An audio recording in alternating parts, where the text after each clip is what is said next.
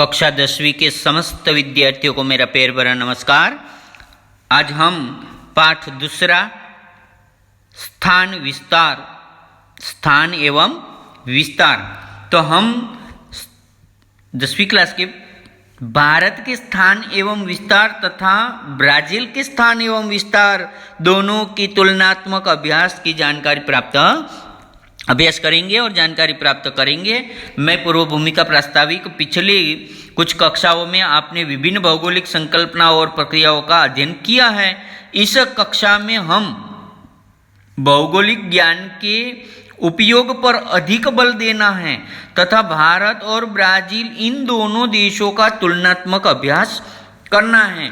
प्रमुख मुद्दे हैं भूगोल विषय के अध्ययन के लिए आवश्यक क्षमताएं कुछ हमको विकसित करनी पड़ती हैं, ये समझ लेंगे कि जैसे कि आत्मसात करनी पड़ती है कुछ क्षमता, निरीक्षण क्षमता है, वर्गीकरण करने की क्षमता है, अंतर यानी दो स्थानों के, दो देशों के, दो स्थितियों की अंतर स्पष्ट करने की क्षमता, दो स्थान, दो प्रदेश, दो देशों की तुलना करना, उसमें से निष्कर्ष निकालना, मानचित्र पढ़ना, उसका मूल्यांकन करना, विश्लेषणात्मक दृष्टि अपने पास क्षमता विकसित करने, निष्कर्ष निकालना, प्रस्तुतिकरण किस तरह से कर सकते हैं आप, वो सभी करने के बाद और आलोचनात्मक विचार करना, ऐसा है तो ऐसा हुआ, ऐसा है तो ऐसा हुआ। इसी प्रकार से हम देख सकते हैं। और पाठ दूसरा स्थान एवं विस्तार में भौगोलिक ज्ञान के उपयोग द्वारा प्रदेश का अध्ययन करना है। जैसे कैसे कर सकते हैं, तो आपके पास किसी भी प्रदेश की प्राकृतिक वनस्पतियों की जानकारी होना, प्रदेश के लोगों के स्वयं को वहाँ की स्थिति के अनुकूल कैसे बनाया है उसकी जानकारी प्राप्त करना। उदाहरण तौर पर देखें, कोई मरुस्थलीय प्रदेश में रहता है तो उस भौगोलिक परिस्थिति के अनुसार वो अपना जीवन यापन कर लेता है अनुकूल। तो प्रदेश में संसाधनों के अति उपयोग के लिए जाने के कारण उत्पन्न होने वाली समस्या, कोई भी संपत्ति है कि प्राकृतिक, उसका अति उपयोग करने से क्या समस्या निर्माण होती है उसको समझना, प्रदेश के पर्यावरण ह्रास मतलब नुकसान को रोकने के उपायों का विचार कर सकना, प्रदेश की विभिन्न घटनाओं के क्रम को ध्यान में रखकर उसके परिवर्तनों की प्रक्रिया समझना और प्रदेश की प्राकृतिक आपदाओं का समकक्ष सामना करना, प्रादेशिक असंतुलन के कारण की खोज करना और उसके अनुसार असंतुलन दूर करने के उपाय करना, प्रदेश की भविष्य की घटनाओं अथवा समस्याओं का अनुमान लगा सकना। तो ये कोई भी स्थान का जो अभ्यास करेंगे तो हमको ये आपको ज्ञान प्राप्त होता है। हम यहाँ पर भारत और ब्राजील की महत्वपूर्ण जानकारी तुलनात्मक अभ्यास करेंगे। देखिए, आप समझते जाइए। आपके पास पाठ्य पुस्तक है तो पाठ्य पुस्तक का दूसरा पाठ खोल के रखिए और समझिए और बाद में पढ़ लीजिएगा और एक दो बार वीडियो समझ लीजिएगा। तो हम पहले तुलनात्मक घटक देखेंगे। तुलनात्मक घटक में पहला घटक है राजधानी। तो भारत की राजधानी नई दिल्ली, ब्राजील की राजधानी ब्रासिलिया। भारत की शासन प्रणाली स्वतंत्रता प्राप्ति से अर्थात 1947 से संसदीय गणतंत्रात्मक शासन प्रणाली कैसी है, गणतंत्रात्मक लोकशाही। और ब्राजील में 1885 से राष्ट्रपति नियंत्रण गणतंत्रात्मक शासन प्रणाली, वहाँ पर भी गणतंत्रात्मक है लेकिन 1885 नहीं 1985 से ये अमल में आई हुई है। वैश्विक जनसंख्या का क्रमांक, भारत संसार में दूसरे स्थान पर जनसंख्या के अधिक जनसंख्या वाला देश है। ब्राजील 5वें स्थान पर है जनसंख्या के नंबर पर। और लोकप्रिय खेल, भारत में क्रिकेट लोकप्रिय है और ब्राजील में फुटबॉल, आप जानते हैं। और विशिष्ट पहचान, तो भारत मसालों के लिए प्रसिद्ध है, ब्राजील कॉफ़ी के लिए प्रसिद्ध है। ब्राजील को विश्व का कॉफ़ी पॉट कहा जाता है। नृत्य प्रकार, भारत में अनेक प्रकार के प्राचीन ऐसे नृत्य है, लेकिन उसमें कथकली, भरतनाट्यम आदि, और ब्राजील में सांबा नृत्य, और वहाँ का एक फेस्टिवल है कार्निवल फेस्टिवल, ठीक है।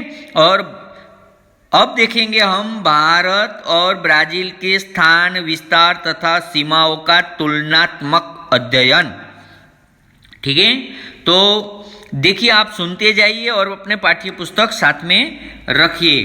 तो हम स्थान की दृष्टि से देखेंगे तो उत्तर और पूर्व गोलार्ध में, भारत की बात करता हूँ, तो उत्तर और पूर्व गोलार्ध में विस्तार, एशिया महाद्वीप के दक्षिण भाग में स्थान, यानी भारत उत्तर गोलार्ध में पूर्व में है, उत्तरी गोलार्ध में पूर्व में विस्तरित है। और ब्राजील पश्चिम गोलार्ध में कुछ भाग का उत्तर गोलार्ध में तथा अधिकांश भाग दक्षिण गोलार्ध में विस्तार दक्षिण अमेरिका महाद्वीप के उत्तर भाग में स्थित है ब्राजील देश। तो और दूसरी बात है कि अक्षांशीय विस्तार, खास देखिए, तो अक्षांशीय विस्तार हम देखेंगे यहाँ पर मानचित्र द्वारा कि भारत मुख्य भूमि 8°4' उत्तर अक्षांश से 37 अक्षांश 6' उत्तर अक्षांश, अंडमान एवं निकोबार द्वीप समूह का 6°45' अक्षांश पर स्थित आखिरी का पॉइंट इंदिरा पॉइंट भारत का सुदूर दक्षिण सिरा है। रेगिस्तान में पूछा जाता बार बार, इंदिरा पॉइंट भारत का सुदूर दक्षिण सिरा है, यानी आखिरी अपना भारत। ब्राजील की बात करते हैं तो ब्राजील 5°15' अक्षांश से 33°45' अक्षांश के बीच में। अब देशांतर रेखा देखेंगे, खड़ी रेखा, तो देशांतर रेखा भारत 68°7' रेखांश है, उसको डिग्री भी बोल सकते हैं, और 97°25' पूर्व रेखांश के मध्य में आता है। और